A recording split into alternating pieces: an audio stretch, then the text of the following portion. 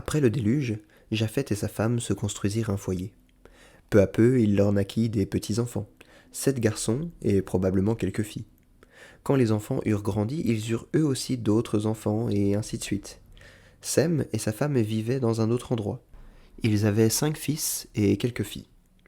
Leurs fils et leurs filles grandirent et furent mariés, et ils eurent également des enfants. Cham et sa femme eurent aussi des enfants, 4 garçons et quelques filles. Ces derniers grandirent aussi et eurent à leur tour des enfants. Peu à peu, les enfants et petits-enfants de Sem, Cham et Japhet commencèrent à s'éparpiller à travers le pays. Chacun restait séparé des autres et vivait dans son propre coin.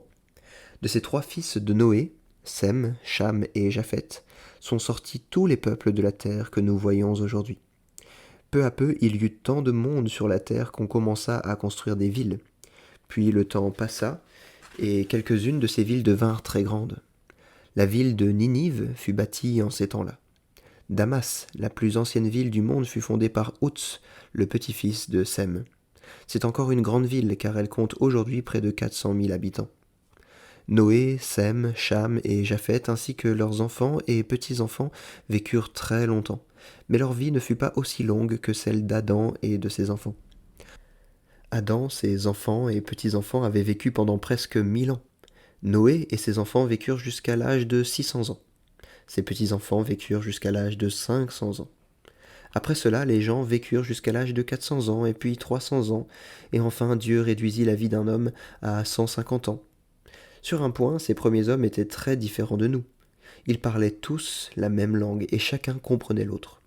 Aujourd'hui, les uns parlent l'anglais, les autres l'allemand, certains parlent le français, d'autres l'italien. Les Français ne comprennent pas les Allemands, et les Allemands ne comprennent pas les Anglais, ni les Anglais les Italiens. Mais en ces temps-là, nous dit la Bible, tous les peuples parlaient la même langue, et chacun comprenait l'autre. Même le plus grand savant du monde ignore quelle fut la première langue parlée par Noé et ses enfants.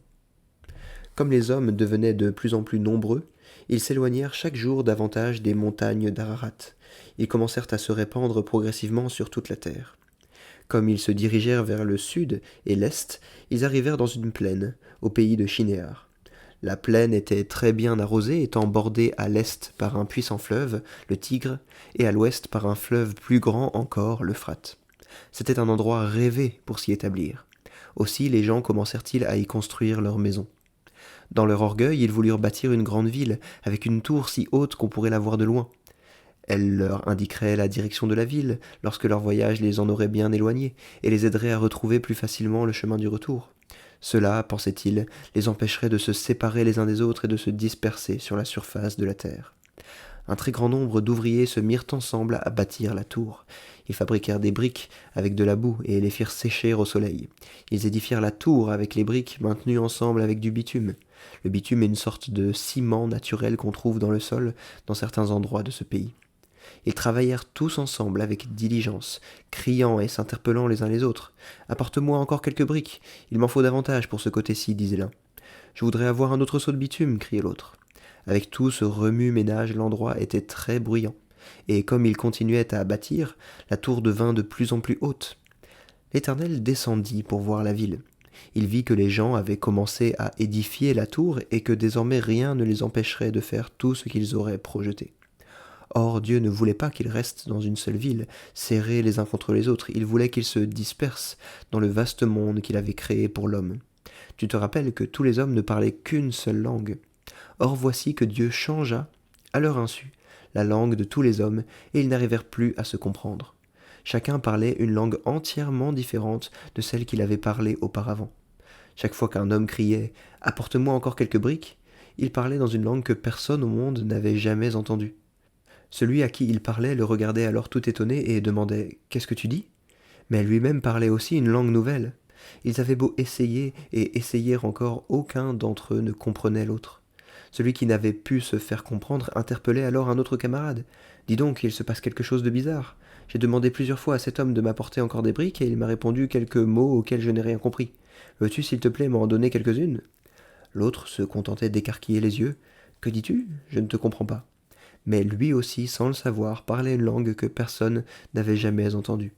Il criait et appelait, s'efforçant de se faire comprendre les uns des autres, mais en vain. Plus ils criaient fort, moins ils se comprenaient. Il n'y avait qu'un bruit assourdissant et de la confusion. Ils furent obligés d'arrêter la construction de la tour et de la ville. Comme ils ne pouvaient plus se comprendre mutuellement, il était inutile qu'ils essayent de vivre ensemble. Alors, ils se séparèrent, chacun s'en alla vivre dans un endroit différent avec sa propre famille. Ils furent dispersés sur toute la surface de la terre, exactement comme Dieu le désirait. Le nom de la tour et de la ville était Babel. Ce mot veut dire confusion, parce qu'il y eut une grande confusion lorsque Dieu confondit le langage des hommes. Jusqu'à ce jour, quand nous entendons beaucoup de bruit confus, nous disons que c'est une vraie Babel. Regarde sur la carte où se trouve le mont Ararat, le pays de Shinéar et Babel.